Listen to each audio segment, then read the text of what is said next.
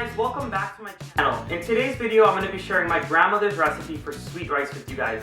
Now this sweet rice, also known as rice pudding or kheer, is usually made at Hindu prayer services or Hindu weddings. You can also make it just as a quick and simple dessert. A lot of people really love it, but it proves to be really tricky for some people. A lot of people end up having their sweet rice catch or burn at the bottom. Sometimes the rice grains aren't fully cooked or it's a little wonky, but courtesy of my grandmother, I'm going to give you guys some tips and tricks to get the perfect sweet rice every time. Now, summertime is what I like to call Jhandis season or prayer service season. The reason is because summertime, it's nice outside, everybody wants to do their prayer service, and a lot of people are getting married during the summer. So if your sweet rice making skills need a little boost, then this recipe is for you guys.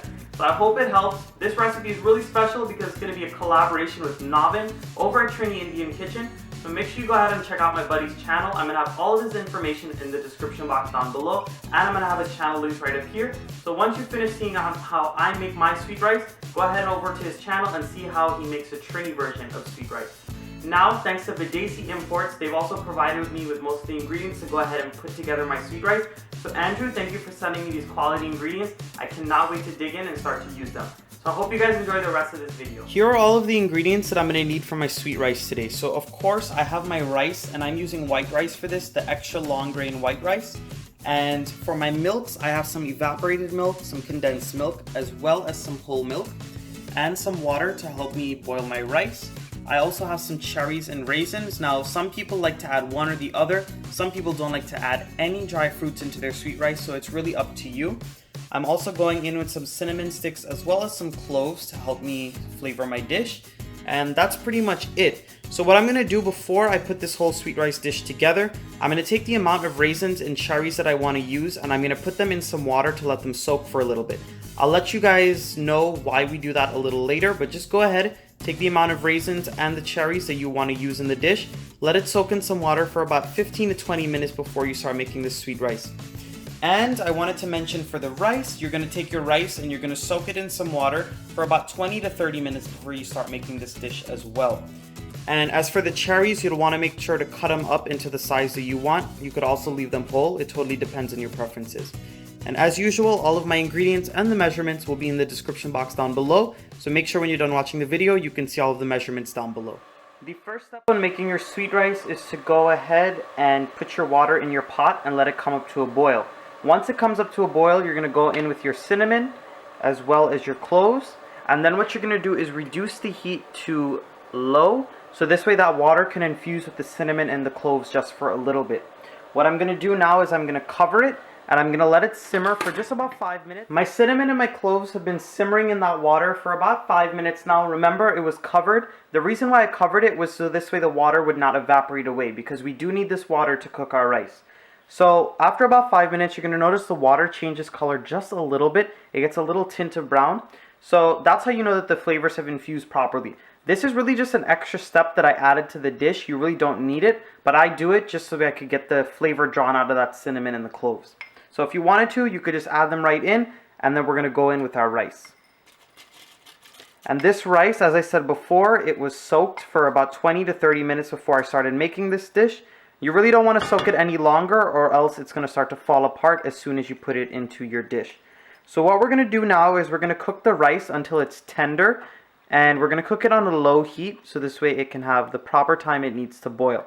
So I'm going to come back and show you guys what it looks like when it's nice and tender.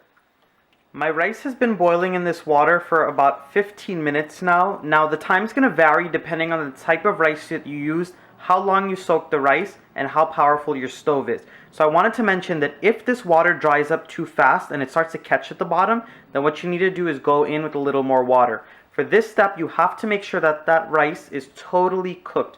You don't want it to be extra mushy, nor do you want it to be too al dente. You want the rice to be just done.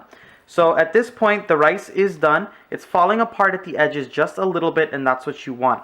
As you guys can see, it's gotten pretty dry with the water, but there is a little bit of water left. Once we add in the rest of our milks, everything will be just okay.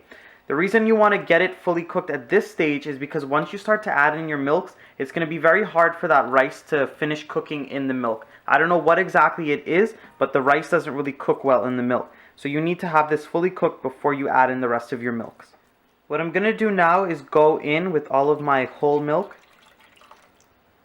and we're just going to stir it up. Once you go in with all of your whole milk, you want to leave this on a medium-low heat, so this way the milk can thicken up this mixture.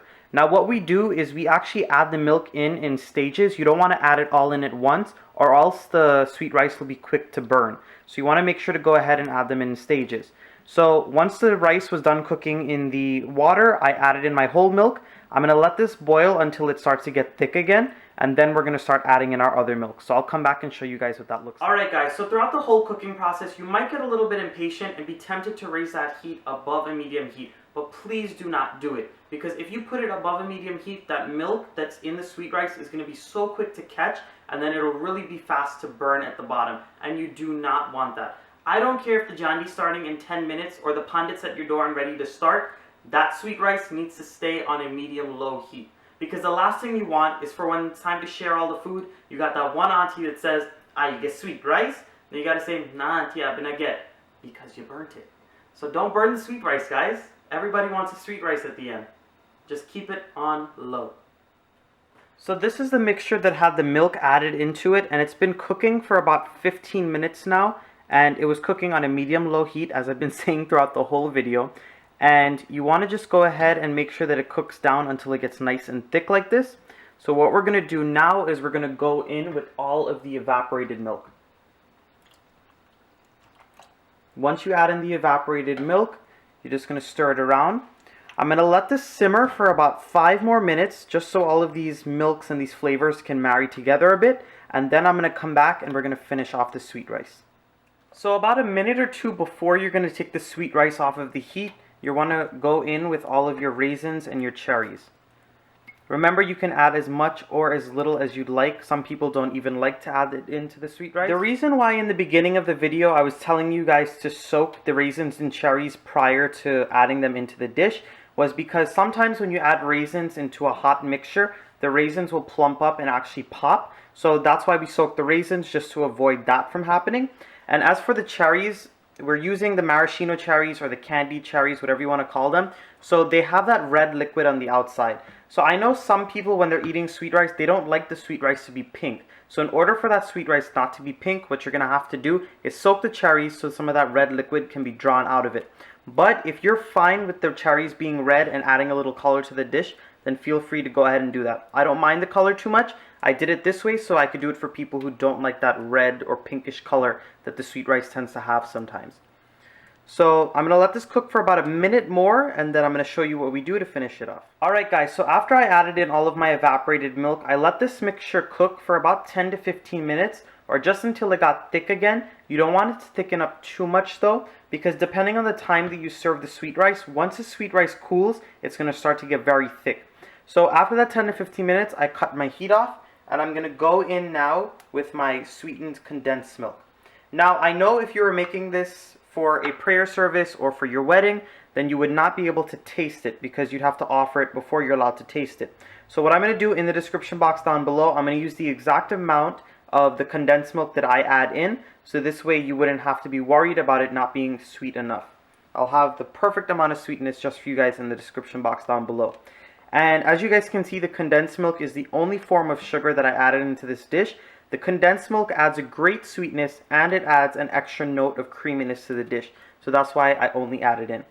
So at this point, my sweet rice is ready to serve. I'm going to go ahead and take some out. I'm going to give it a taste and show you guys what I think. Alright guys, my sweet rice is done. It is ready to eat. You guys are going to see a little pop-up right down here of how the finished sweet rice looks. But I'm going to go ahead and give it a taste and tell you guys what I think. This stuff is really good, guys. It's really rich, really creamy. Has a perfect amount of condensed milk inside. I'm going to have my measurement down below so you can get the perfect amount of sweetness on the inside. So I really hope you guys enjoyed this recipe today. Make sure you guys go ahead and head on over to Navin's channel, see how he prepares his sweet rice. I'm going to have all of his information in the description box down below and his video at the end of my video. So I hope you guys enjoyed today once again. Go ahead and subscribe to my channel if you're not subscribed yet. Go ahead and comment down below, tell me what you guys would like me to make next, and give this video a nice big thumbs up. I'll see you guys again with another one of my awesome recipes.